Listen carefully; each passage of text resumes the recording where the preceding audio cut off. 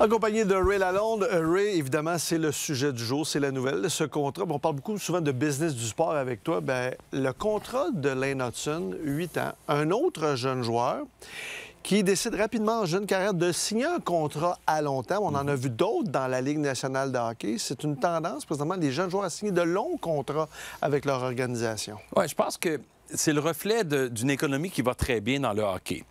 Fait qu'il y a beaucoup d'argent. Puis les directeurs gérants travaillent stratégiquement pour tenter de sécuriser l'avenir du club en investissant beaucoup sur le noyau, en leur donnant du terme qu'on appelle de longues années, en étant généreux avec l'argent. Parce que, tu sais, c'est pas vraiment prouvé encore que Lane Hutson va valoir à peu près 9 millions par année. On présume que s'il continue de s'améliorer puis il joue de la façon dont il joue, il pourrait en valoir bien plus. Puis il aurait probablement pu, Luc, en demander plus. Fait que le pari du directeur gérant, c'est de lui donner 8 ans, presque 9 millions de dollars. À 21 ans, là, c'est beaucoup d'argent. D'un autre côté, lui s'engage à prendre un peu moins que le marché actuel, de façon à laisser son équipe, comme McDavid l'a fait aussi, c'est le meilleur exemple, à peut-être augmenter le niveau en accumulant d'autres bons joueurs avec les sommes restantes. Donc, pour peut-être améliorer l'équipe et être des aspirants sérieux pour la Coupe Stanley. Fait qu'il y a un enjeu des deux côtés. Mais moi, je reviens toujours à la chose suivante, c'est que les joueurs veulent jouer au hockey. On s'entend. Eux autres, prendre l'argent, c'est le fun, c'est bon. Entre 900 000 comme salaire de recrue, Luc, puis aller 10 fois plus instantanément, c'est beaucoup d'argent pour un jeune, tu sais. Alors déjà, il est très fier de ça. Mais les deux facteurs sont la santé, la durée de vie d'un joueur de hockey dans la Ligue nationale. 50 d'eux jouent moins de 3 ans. Puis en moyenne, c'est à peu près 4 ans et demi. Les joueurs élites jouent jusqu'à 10 ans ou plus. Fait que, tu sais, Hutson a réfléchi à tout ça. Puis d'un autre côté, c'est l'aspect performance. On prend un pari, là, parce qui que va c'est un performer. investissement. C'est un peu comme à la bourse. Tu investis puis tu espères que ça va prendre de la valeur. Mais il y a des joueurs aussi qui vont ils vont aller à leur valeur. C'est-à-dire, moi, je vaux tant, nonobstant le plafond, et ça peut créer des situations où, tu le disais un petit peu plus tôt, là, pour le dirigeant, ça donne moins de marge de manœuvre. Mais on en a vu comme ça, comme Kaprizov notamment. Oui, bien, il y a beaucoup de joueurs dans le sport majeur qui prennent un peu moins d'argent pour accommoder un peu les besoins du club. Parce qu'à un moment donné, gagner, ça compte pour quelque chose aussi. Mais à une époque, Ray, on se disait non, on prend de l'argent, puis on gagnera à un moment donné, ou arrangez-vous. Et on prend l'argent dans n'importe quel marché. Exact. Là, on commence à dire peut-être que le marché compte pour quelque chose. L'ambiance, l'atmosphère, le support local, la communauté, les coéquipiers, le DG puis le coach, ça commence à jouer un rôle un peu plus prédominant. Mais moi, ce que je constate aujourd'hui en regardant des... Parce que, tu sais, il faut que tu le regardes, là. Suzuki, Caulfield, Slafkovsky, Goulet, Lane Hutson.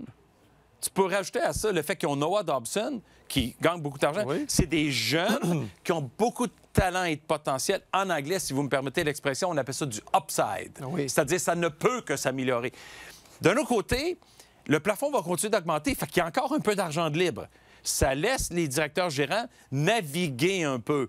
Fait que le plan de, on l'a dit, Jeff Gorton et Kent Hughes font vraiment un travail spectaculaire de terminer la reconstruction et de se positionner comme une équipe aspirante le plus vite possible. Et surtout, on accroche avec le chiffre que ce soit 9, 10, 11 millions, mais il faut s'attarder au pourcentage que le joueur va chercher sous le plafond salarial. Absolument. Et c'est là que la différence est. Là. Puis là, c'est une business de milliards de dollars. Là. Fait qu'il faut comprendre que pour le commun des mortels, 9 millions de dollars par année pour un gars comme Lane Hutson, c'est beaucoup d'argent pour nous autres.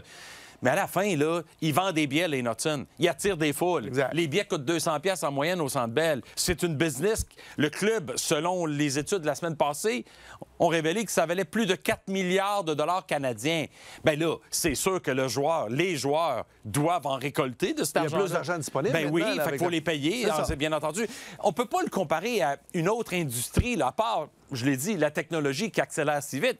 Le sport, c'est une business très particulière. Les augmentations sont perpétuelles. Ça n'arrête jamais, donc il faut payer les joueurs. Il reste à peu près 2 minutes, Ray, pour nous parler de la NBA qui était de retour en Chine en fin de semaine. Ça a été un grand succès, mais c'était un retour attendu dans le deuxième marché le plus important? Bon, on fait le contexte. Pourquoi il y a un retour? C'est parce qu'il y a 6 ans, en 2019, le directeur général des Rockets de Houston, qui n'était pas en Chine à ce moment-là, Daryl Morey, avait déclaré son soutien public sur les médias sociaux à une manifestation pro-démocratie à Hong Kong.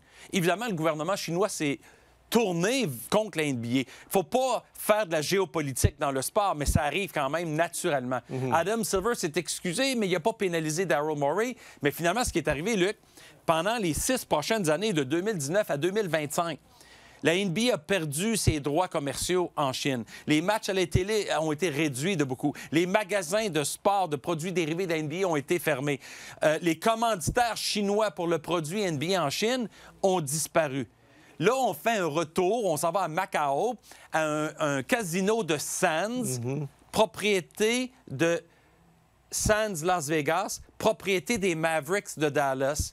On réconcilie la relation, on revient en Chine avec l'espoir de retourner à Beijing ou à Shanghai dès l'an prochain. Fait que c'était essentiel. Je vais vous dire pourquoi. 1,4 milliard d'habitants, une économie qui génère à peu près 1,5 milliard par année à la NBA. C'est beaucoup d'argent, là, un seul pays. 300 millions de personnes en Chine jouent au basketball, Luc.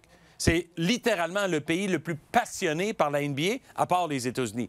Fait qu'il était temps que la NBA retourne en Chine pour poursuivre son internationalisation. Et on continue de le faire parce qu'il y a une tournée, là, le mois d'octobre, c'est fertile un peu partout dans le monde. Là, que ce soit à Londres, on s'en va en Europe, on s'en va à Abu Dhabi, on s'en va un peu partout, à Mexico, parce que la NBA, c'est le leader mondial des ligues en termes de globalisation, parce que c'est un sport si facile à comprendre et à pratiquer, hommes et femmes, partout dans le monde. Et même Adam Silver a dit dans une entrevue, j'aimerais avoir le WNBA, qu'il y ait un match là, mais absolument. Il faudrait que ça se règle. Ça, c'était encore plus évident parce qu'il y a plus de 12 joueuses de la WNBA d'origine chinoise. Donc, il y a un effet à faire là. À suivre. Merci beaucoup, Ray. À très bientôt. Contre-pause, on est de retour dans quelques instants. À tout de suite.